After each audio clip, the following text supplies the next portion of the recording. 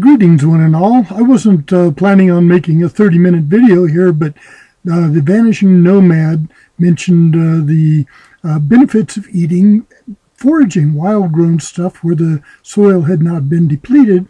And I just took a stroll about my yard and hoped that someone would be able to give me some adult supervision about what is good to eat and what ain't. So here it goes. They're all numbered, so you can reply at will.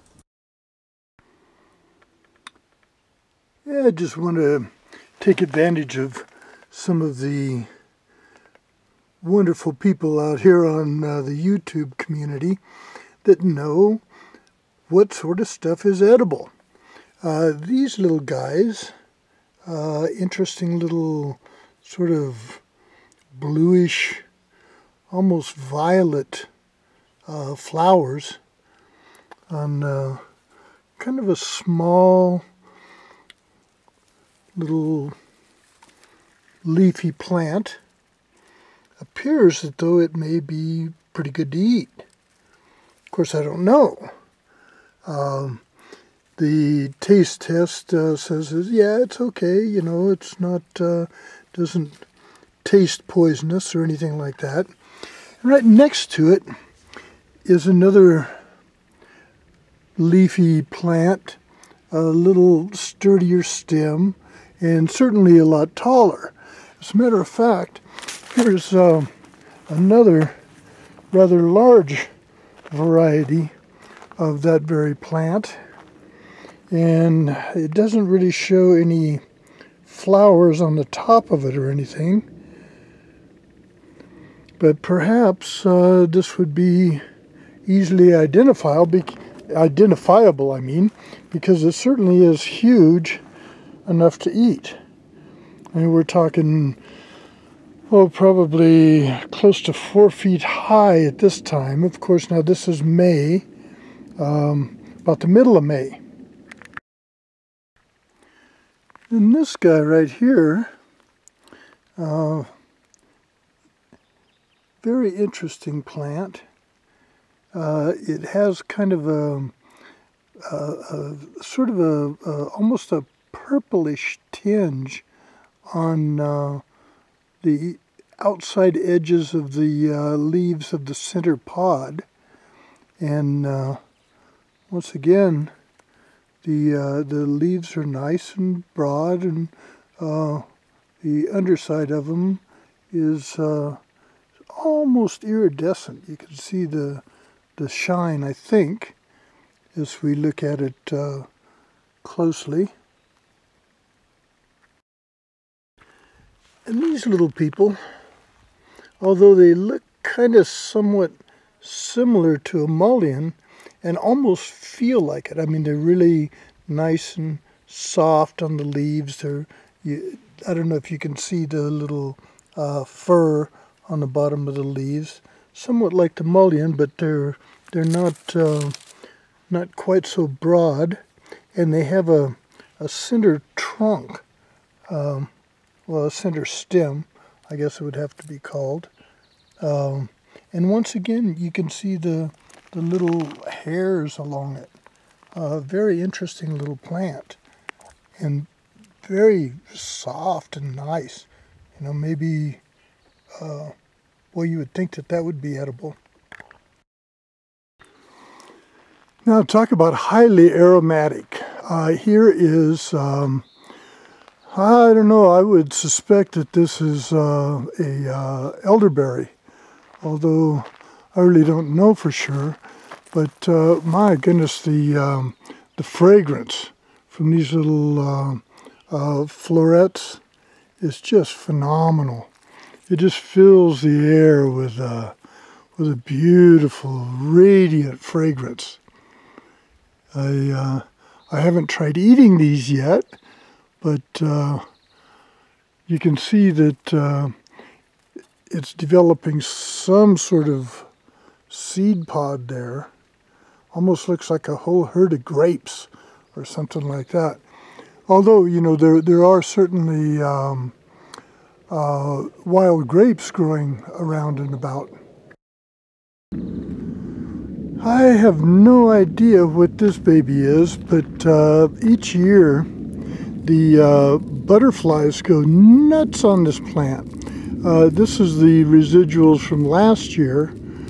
The little, I suppose seed pods is what these are. Certainly look like it. But once again, a very aromatic sort of a plant. You can, very nice, very nice.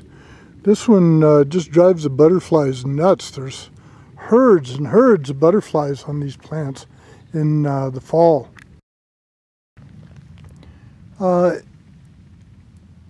Interesting here, you see some strange sort of bee. Well, they're kind of hooked up making more of them, whatever they are. And I believe this is a thistle plant, and probably entirely edible. Although that's one of the few that I have in my front yard, so yeah, I would want to be able to figure this out and eat them from somewhere else. Now there's that mullein is causing me to choke up a little bit.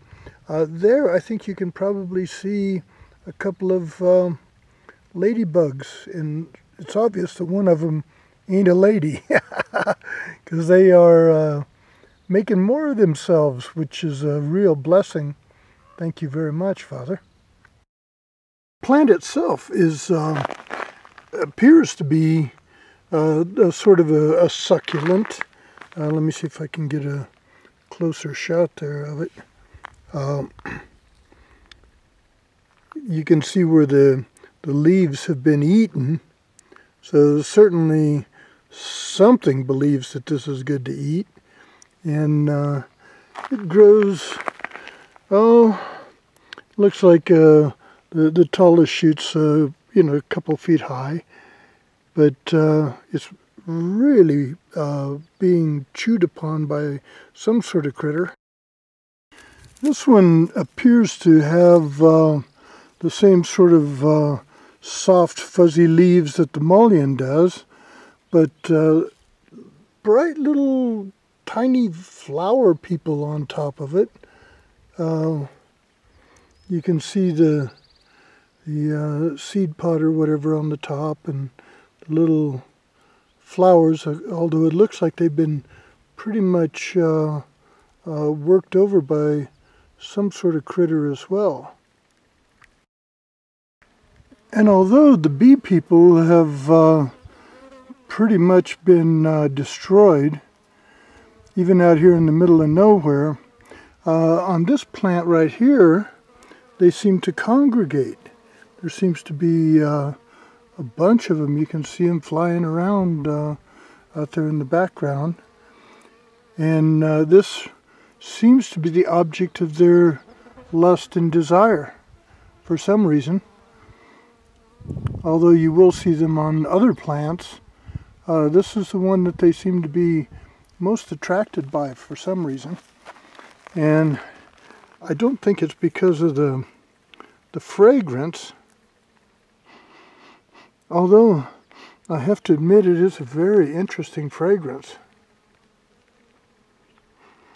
But you can see the bee friends are very, very into this one. And then the old standby, well, I tell you, these little new growths are really tasty.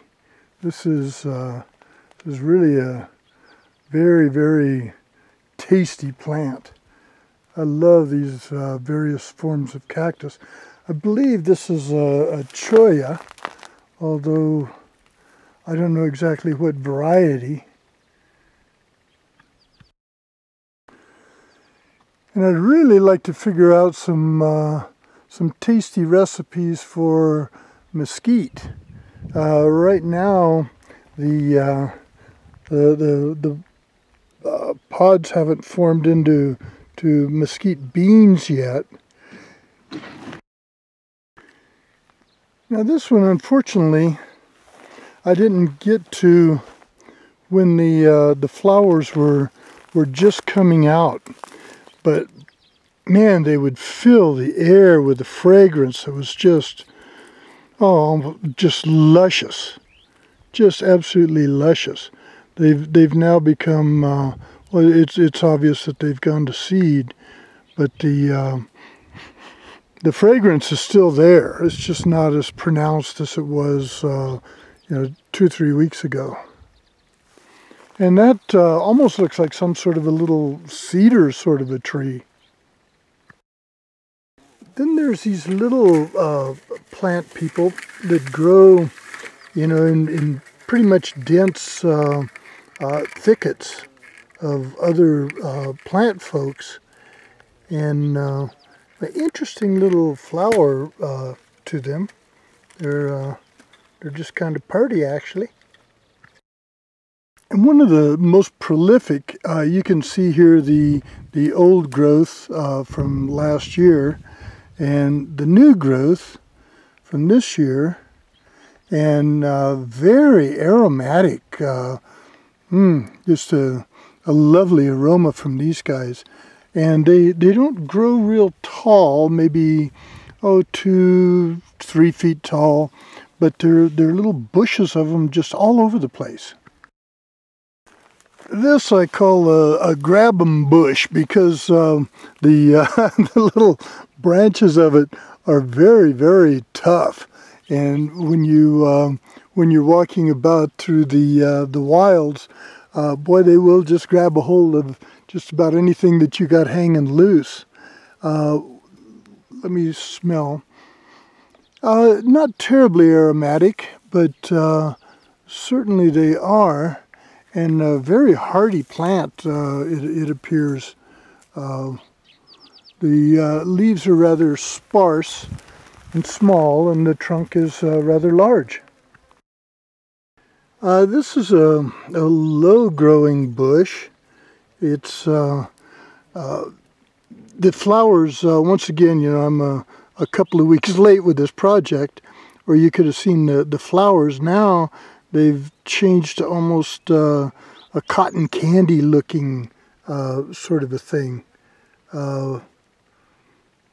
Obviously that's they're going to seed now. And once again, this is almost mid-May. Well, it is mid-May. It's like the 15th or something like that.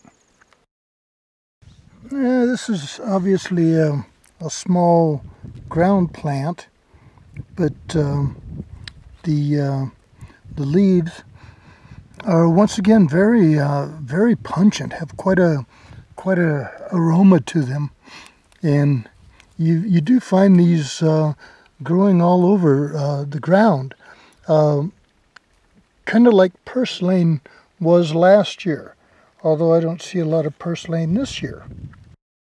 Okay, here's a little larger version of the little purple flowers that have gone to cotton candy, and at a kind of a different stage. Sometimes, here in the mountains, just a few 100 feet will make a major difference in the stage at which the same plants are growing. See, once again, there you can see the colorful little flowers. They're just, they're cute. They're not very big, but they sure are cute. And then here is one of the flowers from, that's whatever cedar or whatever it is sort of plant.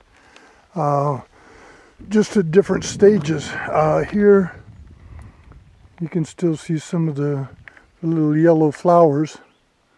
And you see the tree itself does appear kind of cedar-esque. And a small sort of a tree, but once again, very, very pungent, aromatic. Just smells wonderful. And these bloom out, of course, once again, I'm a couple of weeks late on this project, but in the springtime, The little flowers fill the air with an aroma that's just godly. A very short plant person with just lovely, colorful flowers on it. The leaves are interesting, and they have an aroma, although it's not overwhelming like some of the other plant friends that live here in my front yard. And interesting, these seem to almost change color. The flowers, I don't know, maybe they're, different sexes of the same plant all in one. I don't know.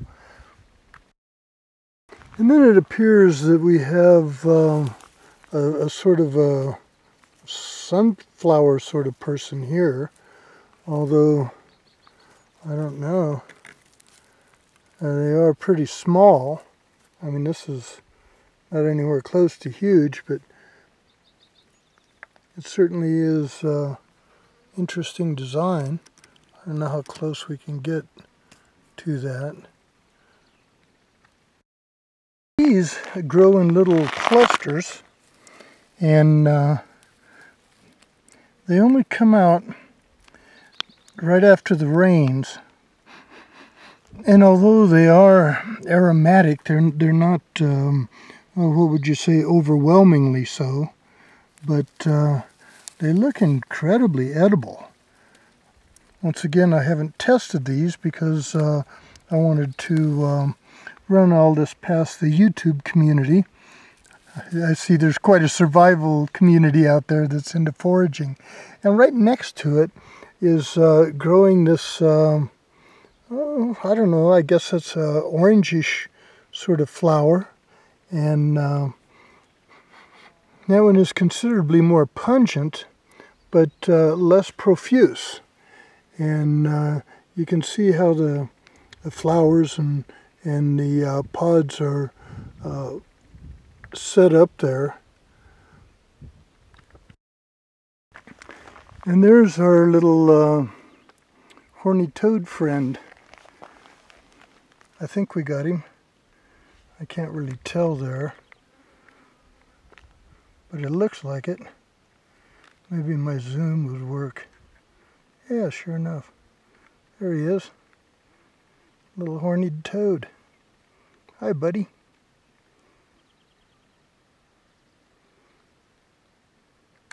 Maybe I can zoom in on your eyeball. What do you think about that? Well, I guess I can't quite do that, but there we got your little toad face, little lizard brain.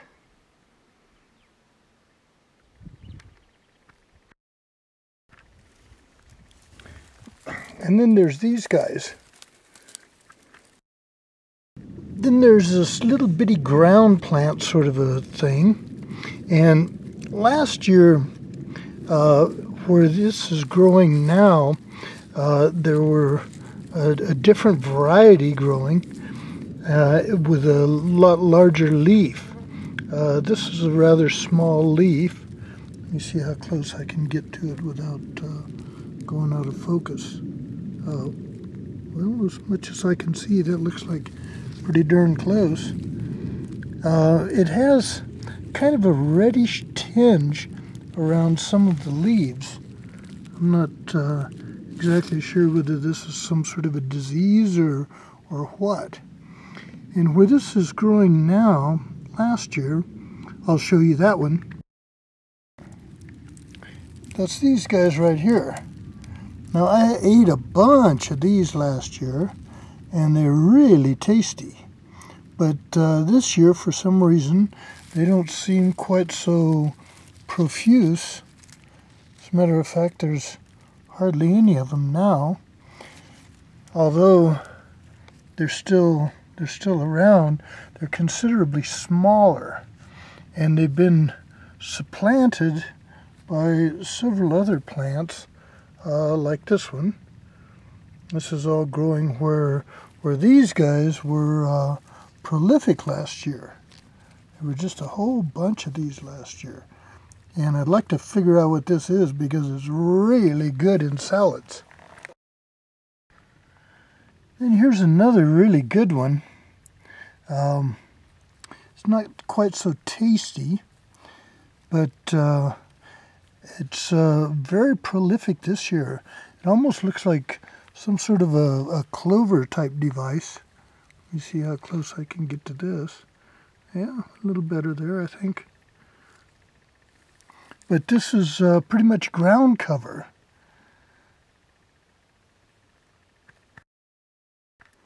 And then here's another one that's very prolific around here and highly aromatic. And my goodness, this stuff really smells good. And you would think that it would be good for something, simply because it's so aromatic. I'm thinking that maybe a tea or something out of this would work.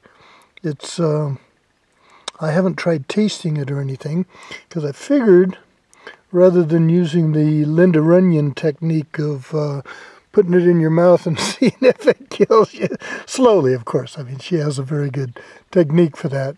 I thought it might be more advantageous, certainly more expeditious, to just ask the community out there what in the world this might be, because I got a whole bunch of it in my front yard. Now, growing very close by, there's another somewhat similar plant, although it's lighter in color, and it seems to grow a little taller.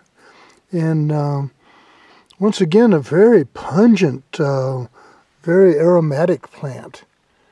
And the tips of it, let me see how close I can get to this tip. Yeah, there we go. Looks like the tips are just about ready to burst into flowers. And this would appear to be a mullein sort of a plant, or mullein, or however that's pronounced. And once again, very profuse in my front yard, but the surrounding area is almost completely devoid of it. So it may be, something that somehow maybe somebody brought with them from somewhere or something. But boy, it sure looks like it ought to be good to eat. And things like this I'd be interested in hearing some sort of recipes for. Because it's one thing to know what's good to eat. As a matter of fact, I'm going to take a little snippet from right here in the middle and clean the bugs off of it, and just start chewing on this while I show you some more stuff. This almost looks like sort of a nice tall grass, but once again it has an interesting aroma to it, and the stems are a little hard, so I'd be surprised if they would be edible. But the leaves almost look like a sort of a grassy sort of a thing. And if I can get close enough here, there's a certain iridescence to the leaves themselves. On the bottom side, it's almost I don't know if you can see the shine there. I can't tell from where I'm looking. Live free, stay healthy, and God's blessings to all.